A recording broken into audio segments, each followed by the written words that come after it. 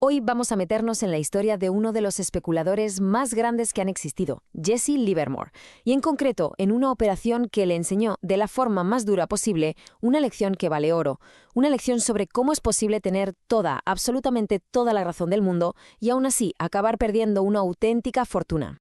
Y esta cita de Livermore lo clave, ¿verdad? Pero me opongo a perder dinero cuando tengo razón. Es que, pensado un momento, resume a la perfección esa frustración, esa rabia casi, de saber que tu análisis es correcto, que la lógica está de tu lado y, sin embargo, ver cómo te enfrentas a la ruina.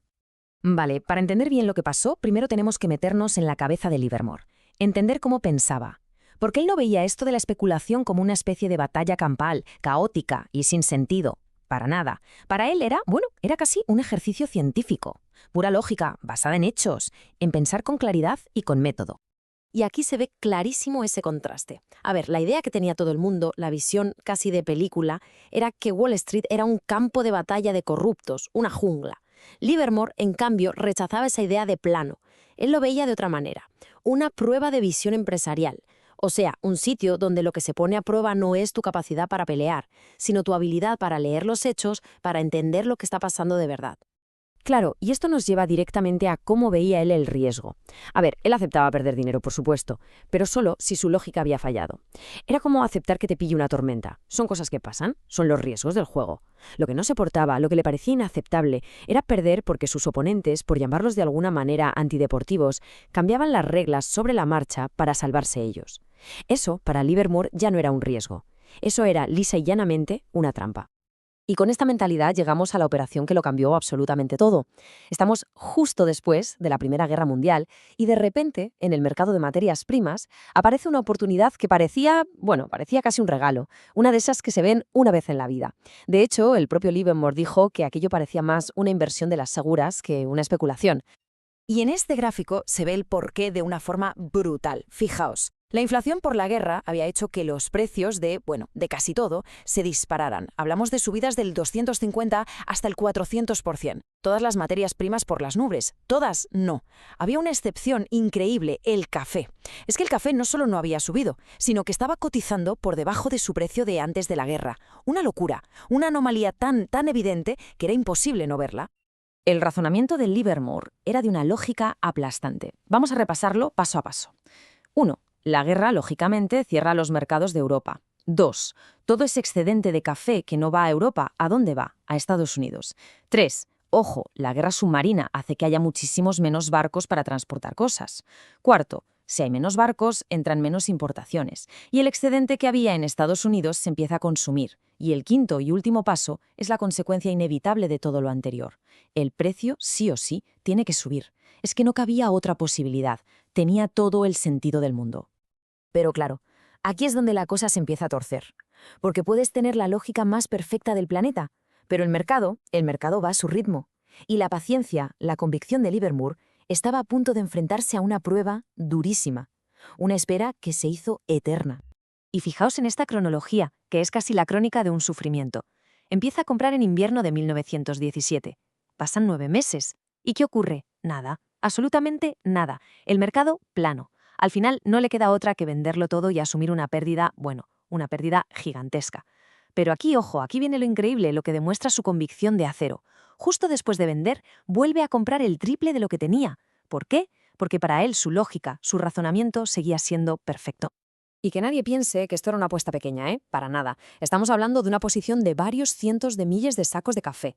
Una barbaridad. Una posición tan masiva que un movimiento mínimo del precio a su favor le iba a dar millones y millones de dólares.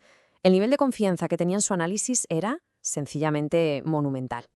Y por fin el mercado empieza a moverse. El precio del café empieza a subir, justo como él había previsto. La victoria parecía ya cosa hecha, inminente. Esos millones de dólares estaban ahí, casi podía tocarlos. Pero justo en ese momento, cuando todo parecía ir sobre ruedas, alguien decidió reescribir las reglas del juego, a mitad de partida. Y sus propias palabras lo dicen todo. Llegando seguro y rápido, ese beneficio de millones, pero nunca me alcanzó. Es que se puede sentir en esa frase, ¿verdad? Esa mezcla de tener la certeza absoluta de la victoria y de repente el shock de verlo desaparecer. Vio el dinero, lo tuvo en la punta de los dedos y se esfumó. Entonces, ¿qué demonios pasó? ¿Cómo es posible que algo saliera tan rematadamente mal cuando todo iba tan bien? La respuesta cabe en una sola palabra. Una palabra que lo cambia todo. Intervención. No fue el mercado, no fue que él se equivocara en sus cálculos, no. Fue una fuerza externa, que se metió en el juego y lo reventó por completo. Lo que pasó es sencillamente de no creérselo. Los vendedores que estaban a punto de arruinarse, los que habían apostado a la baja y estaban perdiendo millones, se fueron corriendo a Washington. ¿Y qué dijeron? Pues soltaron el argumento de que un malvado especulador estaba acaparando el café y que el gobierno tenía que proteger el desayuno de los americanos. Y lo más increíble de todo es que el Comité de Fijación de Precios se lo tragó. Les escucharon y de la noche a la mañana fijaron un precio máximo. Con eso liquidaron el mercado y de paso liquidaron todos los beneficios de Livermore.